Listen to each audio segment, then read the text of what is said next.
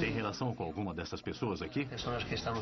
Hoje, em Fator Desconhecido, existem pessoas capazes de se comunicar com o além? Na minha primeira sessão eu não consegui dormir a noite toda. O ponteiro disse que estava enterrado atrás de mim. Escavei o chão e desenterrei um cadáver. É possível gravar a voz de alguém já falecido? Minha menininha. A primeira palavra da fita foi mamãe. Eles são pura inteligência. A necessidade de ter a filha viva os faz acreditar nesses fenômenos. Saiba mais sobre as psicofonias, a prática Ouija e os médiuns. Eu recebo a vibração do espírito. Esses relatos subjetivos dele dizendo que são espíritos, por que não validá-los? Seguidores e céticos nos mostram as últimas tendências relacionadas com o mundo dos espíritos. Projetamos para fora o que temos dentro de nós. A capacidade de projeção do cérebro é infinita. Os que acreditam e os cientistas se enfrentam cara a cara. Novas evidências e casos extraordinários são submetidos a testes exaustivos para tentar esclarecer os enigmas mais antigos da humanidade.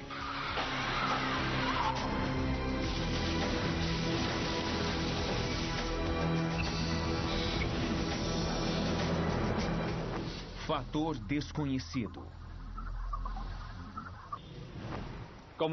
Comunicação com os espíritos ou a capacidade do nosso cérebro de criar alucinações que nos enganam. Hoje conheceremos as últimas teorias científicas sobre o dom que algumas pessoas supostamente possuem, o de comunicar-se com os mortos. A comunicação com os mortos é uma antiga tradição da humanidade.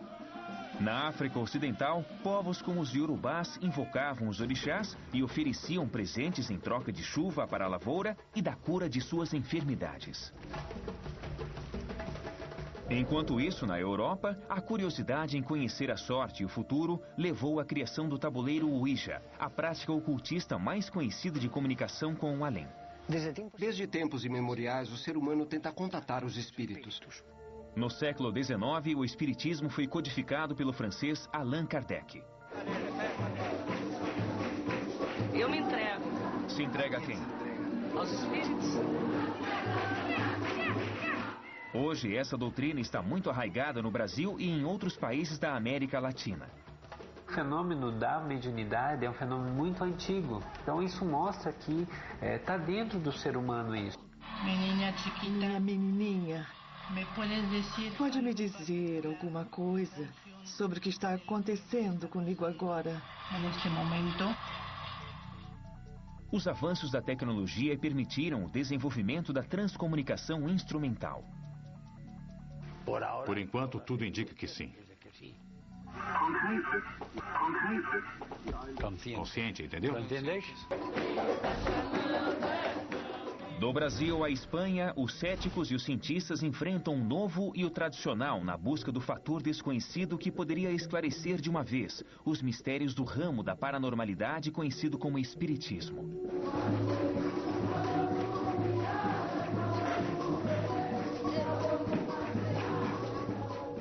Estamos perto de descobrir se um ser humano vivo pode entrar em contato com um morto.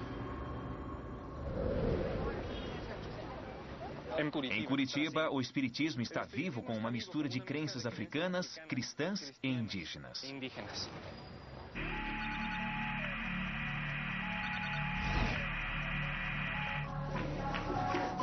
Umbanda é o nome que os seguidores deram à religião brasileira que nasceu do sincretismo entre o candomblé e o catolicismo.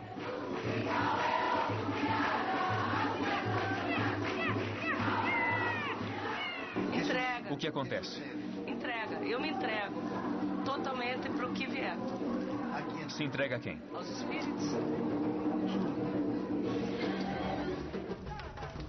Na Umbanda se utiliza o que talvez seja a técnica mais antiga de comunicação com os mortos: a mediunidade. A mediunidade, na verdade o termo mais apropriado seria a canalização. Mas a mediunidade é o contato com supostas entidades espirituais ou então seres da natureza. Ao entrar em transe, os médiuns incorporam entidades espirituais, como os orixás.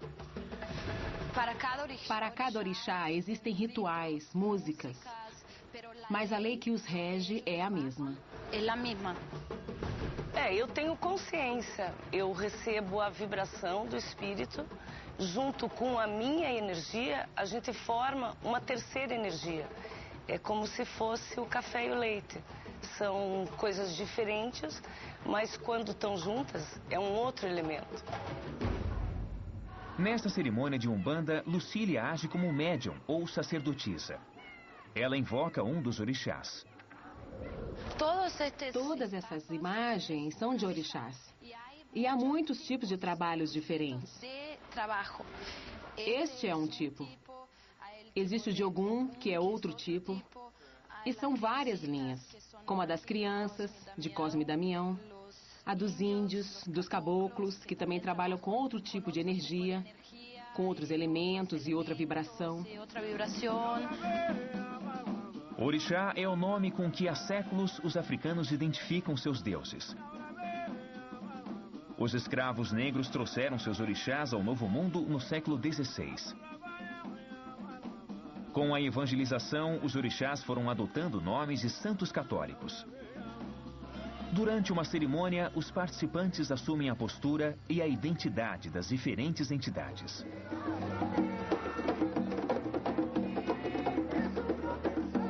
Relato subjetivo de pessoas que também utilizaram, por exemplo, drogas ou então entraram em estado de profunda meditação, eles têm muita similaridade entre um e outro, porque em todos eles estão implicado o quê? Um estado ampliado de consciência. Reginaldo Iraoka é espírita e parapsicólogo, especialista nos estados e transe dos médiuns nessas tradições brasileiras. Há anos, ele estuda os médiuns que vivem em situações inexplicáveis. Nesse filme vocês estão vendo uma senhora em transe produzindo pinturas. É um transe, né, onde ocorre supostamente uma incorporação de personalidades que já morreram e que eram pintores. O transe é um fator psicobiológico, né? Então dá para perceber visualmente assim de que a pessoa entrou num transe. A alteração de temperatura, a alteração também de regiões que são ativadas no momento do transe. Então tudo isso são fatores que ocorrem fisicamente com ela. Uma coisa muito interessante e relevante da mediunidade é o quê? Que o médium ele entra no transe e sai do transe. O que não acontece em fenômenos de psicopatologia. A pessoa entra e não consegue sair. O lado subjetivo desse fenômeno é o quê? Que possivelmente sejam entidades espirituais.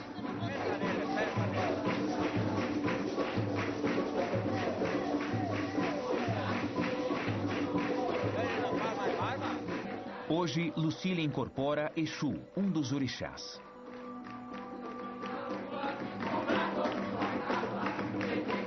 Eu escolhi ser Exu. Ou eu vinha pra Umbanda resgatar meu karma, fazendo bem pros outros, eu não posso fazer mais. Naquele momento, né, quando ocorre o fenômeno da incorporação, é possível que tenha sido a entidade, que no caso seria o Exu, um espírito muito antigo, uma entidade, né?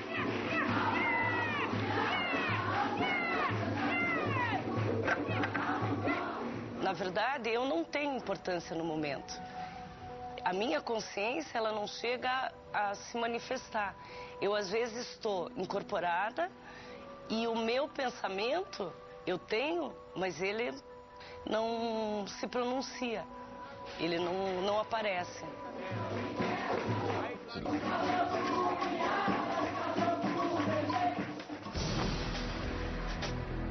Ainda hoje conheceremos Márcia, uma brasileira de 44 anos. Ela vive prostrada na cama por causa de um problema nas costas. Mesmo que seja operada, o prognóstico não é animador. Será que Márcia vai aceitar ir a uma gira de Umbanda? E também a seguir, veremos que a prática Ouija se reinventa.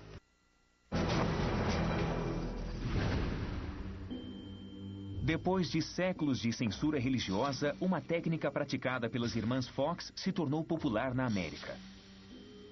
Essas irmãs diziam se comunicar com o além sentadas à mesa. Assim se inaugurava o espiritismo moderno e a prática da Ouija.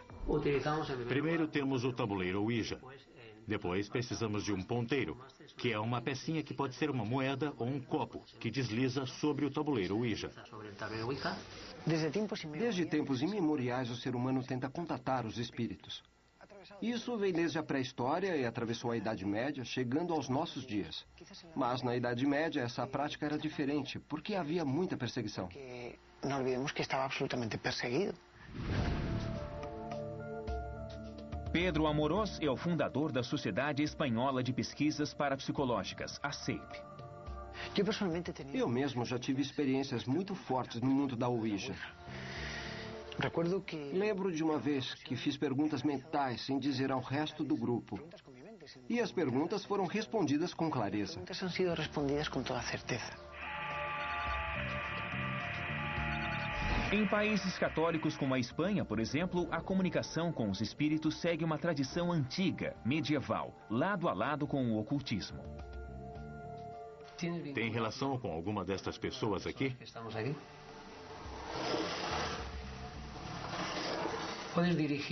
Pode apontar a que pessoa você está vinculado? Atualmente, na cidade de Alicante, existem grupos de pessoas que se reúnem para realizar sessões de Ouija. E afirmam que funciona. Eu acredito que podemos nos comunicar com espíritos de pessoas mortas, que estão fora do corpo e esperam uma nova reencarnação para voltar a este mundo e aprender aquilo que precisam. As mais impactantes são as primeiras sessões. Na minha primeira sessão, há mais de 20 anos, eu não consegui dormir a noite toda.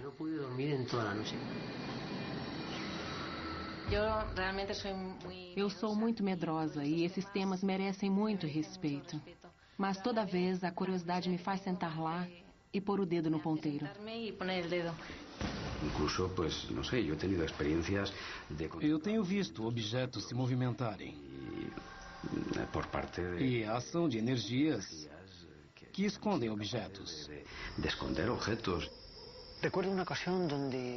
Lembro de uma vez em que estávamos num lugar chamado Cerro de la Inquisición e o grupo que estava praticando a Ouija começou a se comunicar com um espírito que havia sido executado lá. Então, o copo começou a dizer que estava enterrado atrás de mim e a indicar o lugar. Mais para trás, mais para a direita e assim por diante, até que eu cheguei a um lugar e ali escavei o chão e desenterrei um cadáver. E desenterrei um cadáver. O grande mistério da Ouija é saber se quem move o ponteiro são os espíritos ou os participantes da sessão. Este grupo pratica a terapia Ouija. É, Sebastian. Façam como se estivessem escaneando o corpo. Ela permite consultar aos espíritos acerca de doenças dos participantes. Segundo eles, os espíritos fazem diagnósticos e indicam tratamentos.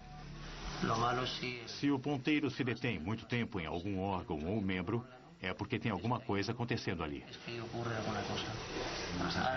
Agora, por exemplo, ele parou nos joelhos de Sebastian. Quando eu vi o ponteiro indicando o meu joelho, eu fiquei espantado. E eu pensei, o que mais ele vai me dizer? São os joelhos, pernas e pés. Há anos eu tive um problema no joelho. Eu não falei para ninguém. Nem eu mesmo lembrava. Então eu pergunto, como os praticantes da Ouija puderam levar o ponteiro a indicar justamente o meu joelho? Talvez os impulsos neuromusculares que o praticante produz levem a Ouija a se mover, mas de uma forma guiada. Mas como é que a Ouija conhece coisas que as pessoas que a praticam desconhecem? Talvez esta seja a maior dúvida.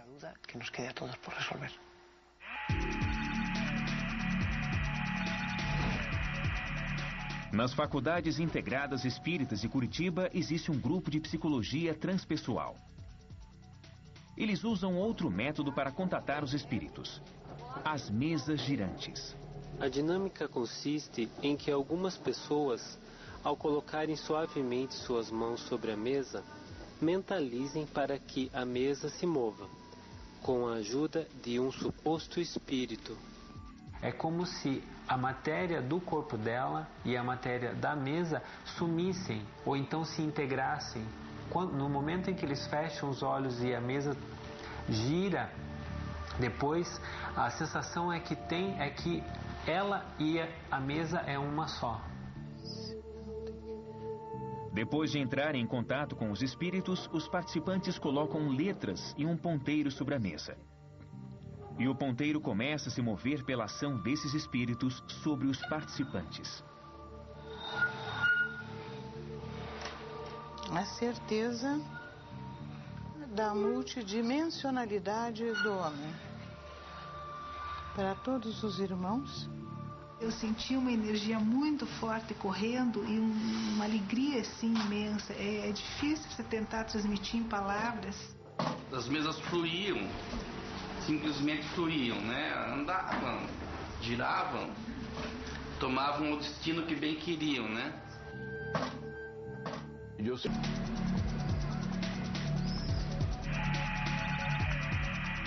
Em Barcelona, na Espanha, vive e trabalha Sinésio Darnel, paranormal e um dos primeiros espanhóis a investigar a transcomunicação instrumental. Sejam o que forem, eles são pura inteligência. São inteligentes. Mas para se manifestarem precisam de uma energia. Esta energia pode ser acústica, um ruído ambiental, ou uma onda sonora hertziana. Eles pegam a onda hertziana, modulam, manipulam, transformam em voz e daí gravam. Darnel afirma que é possível captar comunicações do além através dos sons que vêm das ondas sonoras dos rádios. Então, podemos dizer que você acredita que isso existe? Sim, creio. Acredito. Não posso demonstrar, mas já tive provas mais que suficientes. Eu acredito. Tive respostas e reconheci vozes de amigos falecidos e de familiares que me disseram nomes, datas. Me disseram coisas que provaram que eles eram quem diziam ser.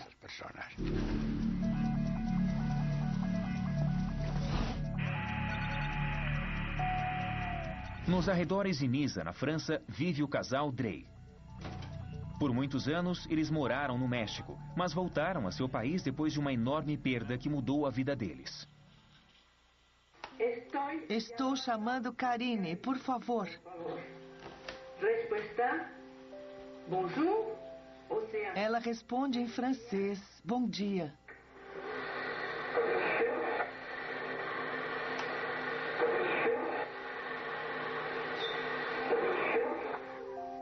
A história dos Drey está marcada pela morte trágica de sua filha Karine, aos 20 anos, num acidente automobilístico acontecido 10 anos atrás. Não havia marcha atrás. Não havia o que fazer.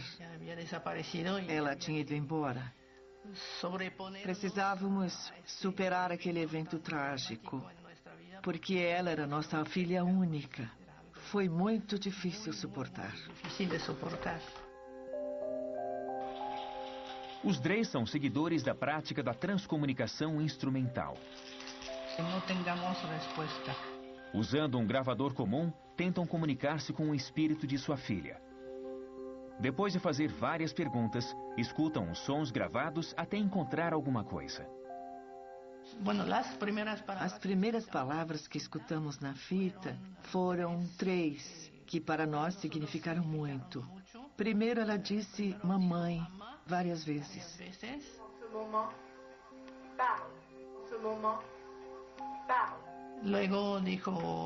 Depois ela disse o seu nome, Karine. E a seguir disse o nome de Magna, que era sua gata.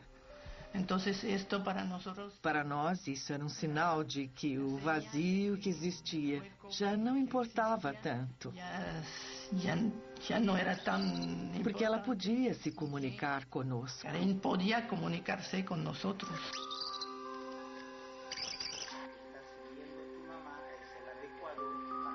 Quizá mais que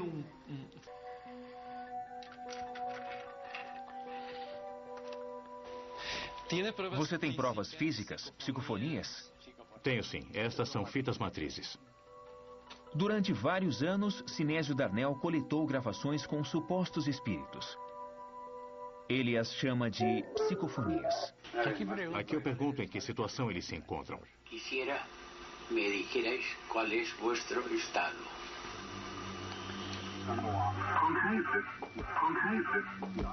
Consciente, entendeu?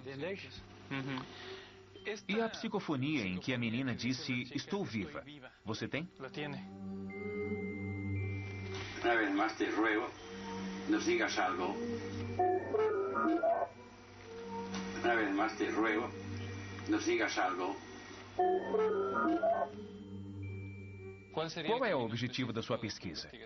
Descobrir se estas vozes têm relação com o mundo dos mortos. Com o reino dos mortos. Por enquanto, tudo indica que sim. Como você está? E ela responde em francês. Eu estou muito bem.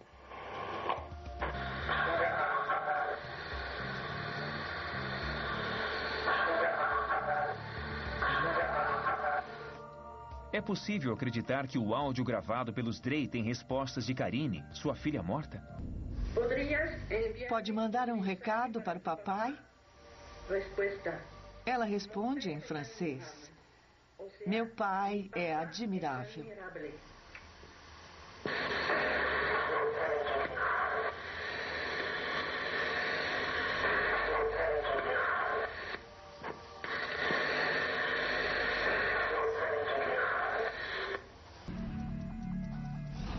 Esta é Márcia. Ela é brasileira e tem 44 anos. Foi operada 40 vezes para tentar aliviar a dor de uma hérnia na coluna. Apesar das cirurgias, as dores continuam. Eu comecei sentindo dores nas pernas.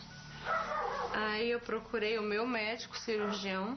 Aí foi aonde eu fiz a ressonância, que está aqui, né? E acusou uma hérnia bem grande entre L4 e L5. Eu perguntei para ele, se eu não operar, o que pode acontecer? Ele falou que pode acontecer que você vai ficar paralítica. Eu mesmo não entendo como que você ainda está andando. No sonho, alguém me pedia para mim esperar que a solução viria, espiritualmente falando, que não era para mim deixar o homem da terra me operar. Eu fiquei numa alegria muito grande. Levada pelo sonho, Márcia vai a uma sessão de Umbanda pela primeira vez.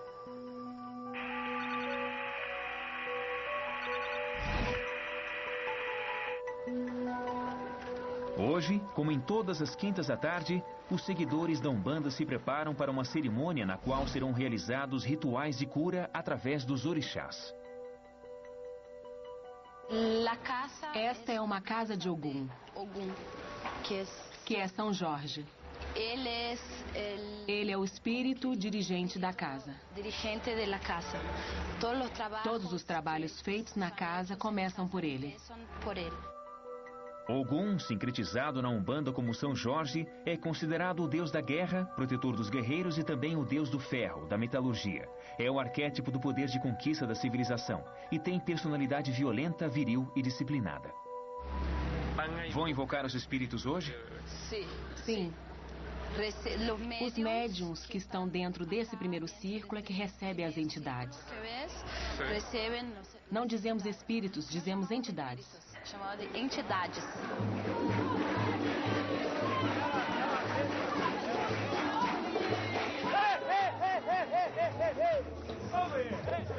Márcia precisa se submeter a outra cirurgia delicada.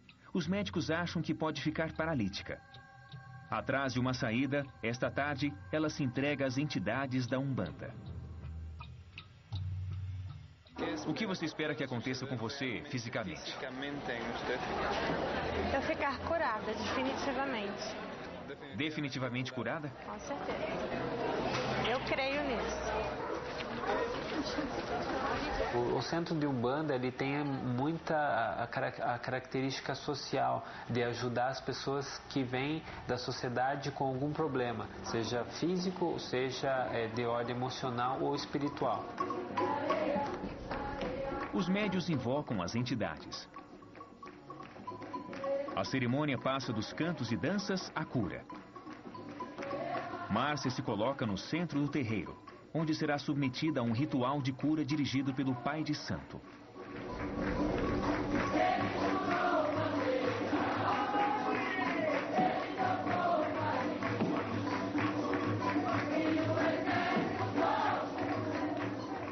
Só o pai de santo pode interpretar a mensagem das entidades.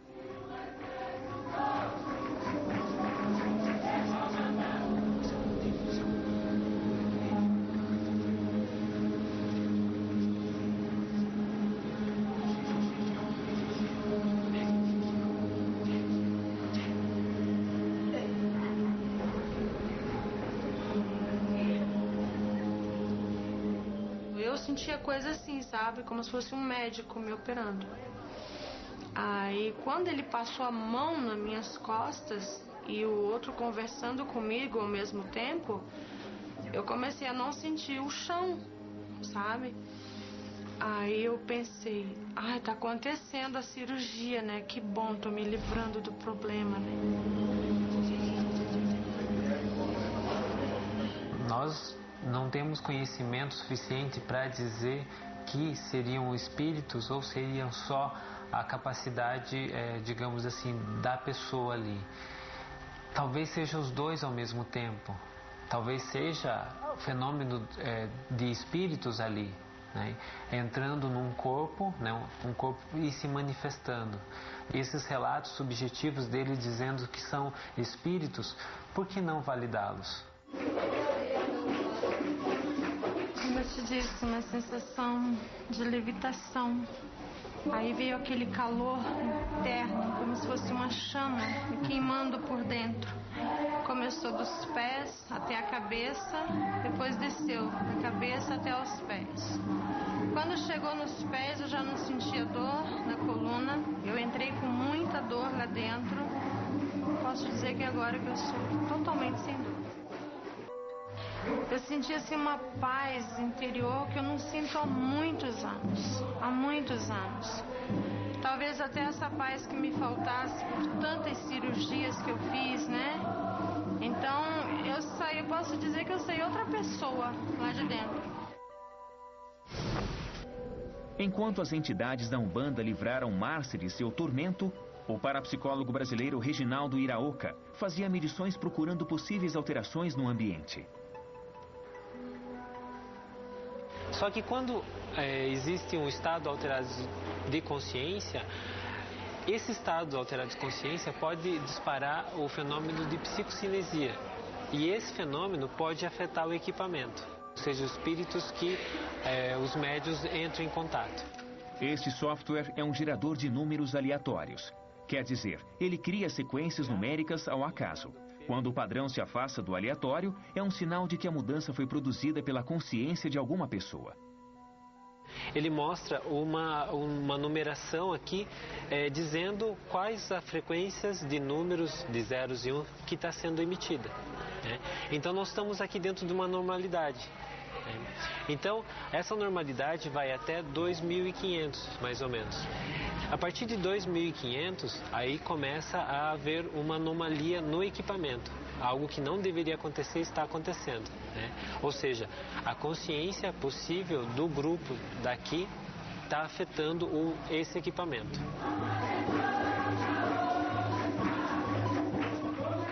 Iraoka passou toda a cerimônia monitorando as reações supostamente espirituais dos participantes e obteve um resultado intrigante. E no último experimento que foi feito, deu um resultado estatisticamente significativo, mostrando que algo que não deveria ocorrer, que a gente chama de anomalia, estava ocorrendo. Nossos pais, nossos avós. E depois isso permaneceu um determinado tempo. Depois que cessou-se o experimento, essa anomalia decaiu, mostrando que realmente havia uma força que a gente chamaria de psicocinesia ali naquele momento do experimento. Você se lembra da médium Lucília? Na cerimônia de cura, ela incorporou o Exu. Lucília permitiu que seus parâmetros corporais fossem medidos antes... É 130 por 80. Durante... 30 por 80, que é uma pressão considerada normal. E depois do transe. A pressão está a mesma da primeira vez, o pulso está alterado, está igual da segunda vez, que deu 108, e a temperatura está a mesma da primeira vez, como se ela não tivesse feito nada. E o que você conclui disso? Como se ela não tivesse feito nada, tivesse ficado em repouso esse tempo. É do rito deles também, quando se passa a capa, é como se a entidade voltasse de onde ela veio. E a médium voltasse ao estado natural dela. Da primeira vez que vimos Márcia, ela estava prostrada na cama. Apenas um mês depois de passar pela cerimônia umbandista, Márcia está fazendo suas tarefas domésticas e se sente melhor a cada dia. A coluna está perfeita, intacta. Como se eu nunca tivesse tido problema algum na coluna. Entende? Segundo Márcia, seu médico está surpreso com sua melhora. Aí ele virou pra mim e perguntou: quando foi que você fez a cirurgia da coluna? Eu falei: mas eu não operei a coluna. Ele falou: não? Eu falei: não. Ele falou: mas tem cicatrizes aqui, Márcia. Como se você tivesse operado a coluna. Aí eu não sabia explicar para o meu médico.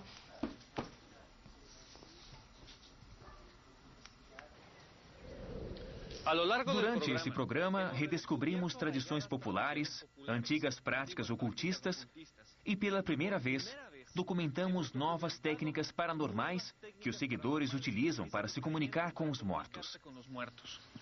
No entanto, até hoje, os céticos e os cientistas só aceitam que essas comunicações acontecem dentro do nosso cérebro. Mas até que se prove o contrário, continuaremos fascinados com os mistérios dos contatos com o além.